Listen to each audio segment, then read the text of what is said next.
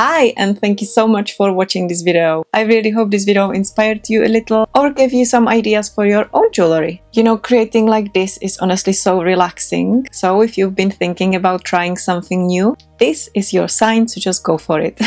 And if you are a beginner and you don't know where to start, I have added some jewelry making kits to my website. I have also added crystals in settings, so feel free to check it out if you like. Also, I'm gonna be adding more craft and jewelry making kits onto my website in the next couple of months. Of course, I'm gonna try and announce new craft kits on here on my YouTube channel, but if you want to make sure that you don't miss it, then go and subscribe to my newsletter on the website, and that way you will receive a notification of new products. So thanks again for being here, and I will see you in my next video. Bye bye!